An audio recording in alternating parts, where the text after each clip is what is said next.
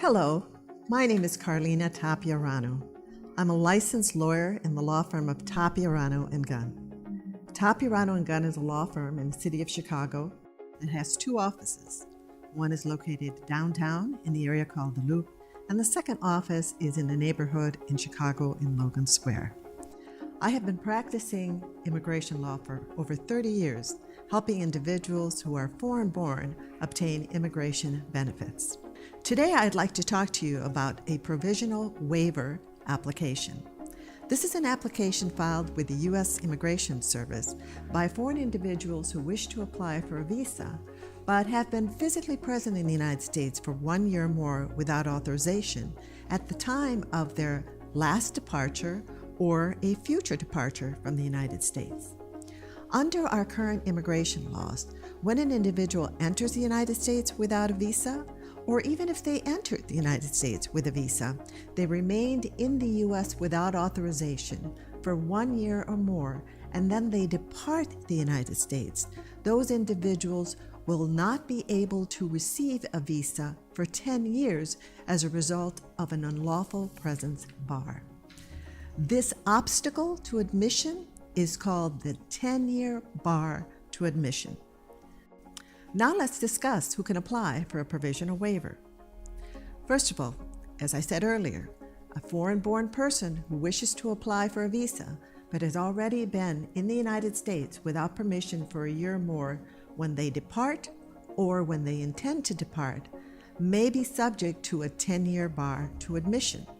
As a result, individuals who are subject to this bar to admission may wish to apply for a waiver of inadmissibility.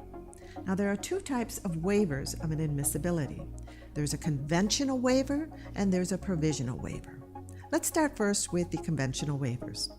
A conventional waiver is when an individual who has a U.S. citizen relative who wishes to apply for their visa seeks to waive or eliminate the need to remain outside of the United States for 10 years before they receive the visa.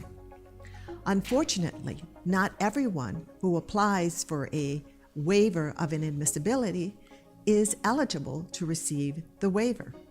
And many of the individuals who do apply for the waiver, such as a conventional waiver, will be forced to remain outside of the United States while their application is pending. Often these individuals have already attended an immigrant visa interview at the U.S. Consul abroad. They have been denied their visa for having been present in the United States unlawfully, and then they apply for their application for a waiver with the Immigration Service. It is not uncommon for the Immigration Service to take 6 to 8 or more months to make a decision on a conventional waiver application.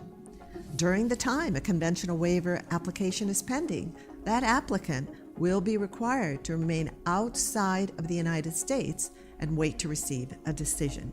However, if that waiver applicant is the spouse or minor unmarried child of a U.S. citizen, that person may be eligible to apply for a provisional waiver.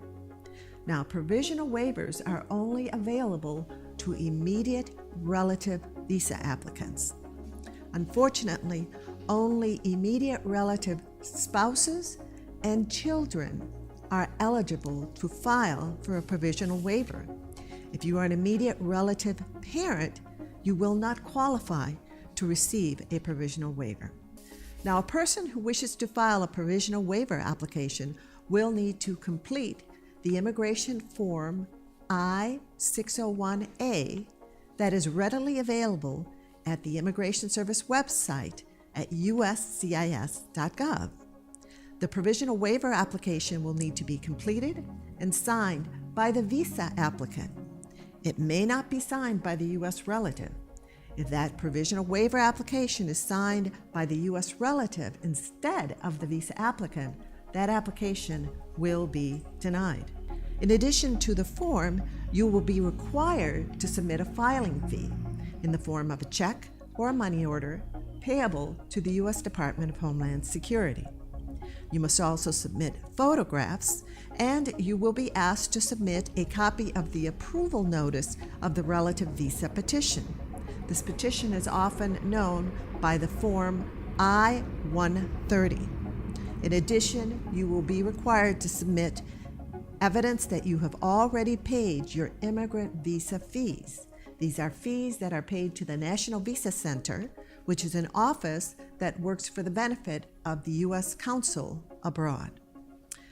Additionally, you will be asked to submit a statement in writing, in English, that states in detail the reasons you believe the U.S. relative will suffer extreme hardship if the visa applicant will need to remain outside the United States, if the visa applicant will need to remain outside of the United States for 10 years before they can return with their immigrant visa.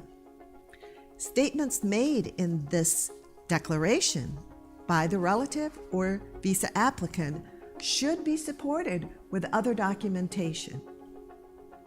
Our office recommends that you also obtain a psychological evaluation of the U.S. relative's mental or emotional situation to help support statements that the U.S. relative is or will suffer due to this existing or forced separation of a decade or more. The more documents you submit, the stronger your case will be. Understand that there is no appeal to a denial of a provisional waiver. For this reason, our office recommends that you consult and retain an attorney to prepare and file the application on your behalf. This is an important part of your immigrant visa application. I have provided this information to you as a public service. This is not legal advice, and if you wish to obtain legal advice, we recommend you consult with an attorney. If you wish to consult with an attorney in our office, you will be entitled to a free initial consultation. Please contact us at the information listed below.